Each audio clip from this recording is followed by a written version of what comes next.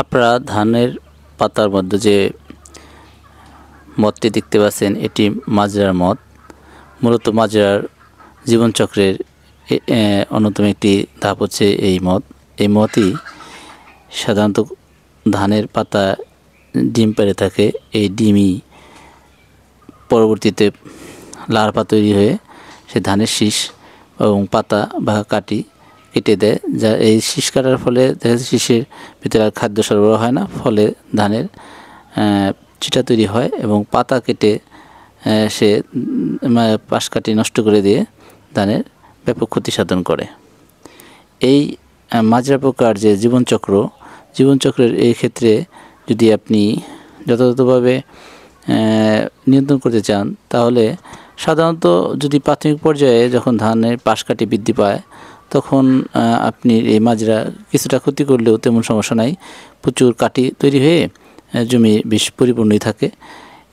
আপনার জমির উৎপাদন খরচ কমানোর জন্য আপনি ইচ্ছা করলে ধানের এই মাজরা পোকা নিয়ন্ত্রণ করার জন্য যখন ধানটি কাস্থর তৈরি হয়, কাস্থর তৈরি হয়ে যখন এটা থরে পরিণত হয়, এই সময়ের ভিতর যদি মাজরা পোকা ক্ষতি করে তাহলে ধানের উৎপাদনটা ব্যাপকভাবে হ্রাস পায়, যার ফলে আপনাকে অবশ্যই এই সময় যদি আপনি এই মাজরা দমন করার জন্য যথাযথ ওষুধ প্রয়োগ করেন তাহলে একইতেই ধানের উৎপাদন নিশ্চিত করা যায়।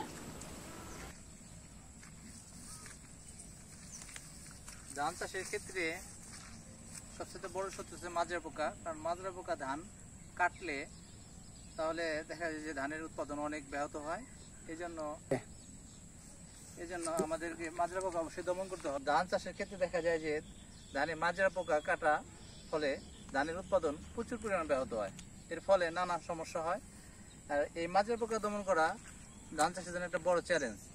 সাধারণত অনেক সময় দেখা যায় যে মাজরার যে জীবনচক্রে দেখা যায় যে মতের পরে সে ডিম দেয় 5 থেকে 7 দিনের ভিতরে। এই ডিমগুলো আবহাওয়া ভেদে তাপমাত্রার কারণে 5 থেকে 7 দিনের ভিতরে সে ডিম ফুটে লার্ভায় পরিণত হয়। এই লার্ভা প্রায় 15 থেকে 20 দিনের ভিতরে দেখা যাচ্ছে ধানের গোড়া কেটে ফেলে। যে কাঠি কাটার ফলে কি হয়, ওই পাশ কাঠিটা নষ্ট হয়ে যায়। আর যদি কাস্থরের সময় এই লার্ভাগুলা আপনার যদি কাঠিটা কেটে ফেলে তাহলে দেখা যায় এই শীষটা সাদা হয়ে শীষগুলো চিটা হয়ে যায়।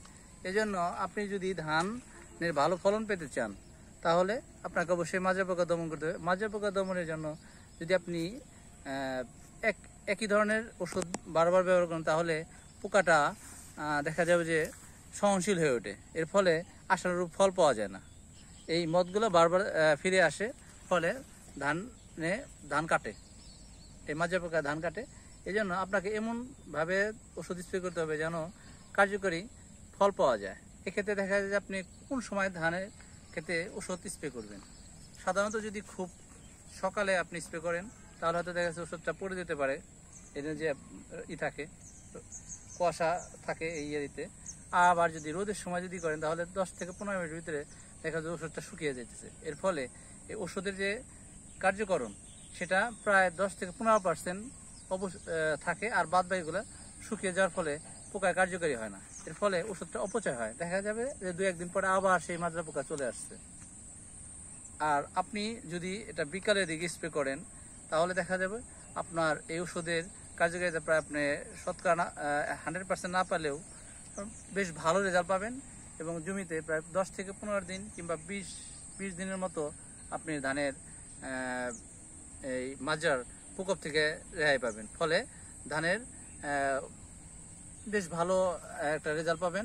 আর আপনার যদি বারবার আপনি ওষুধ স্প্রে না করতে চান তাহলে অবশ্যই আপনাকে কাস্থরের সময় যখন থরে পরিণত হবে, প্রায় কাস্থর থেকে থরে যেতে 7 থেকে 10 দিন।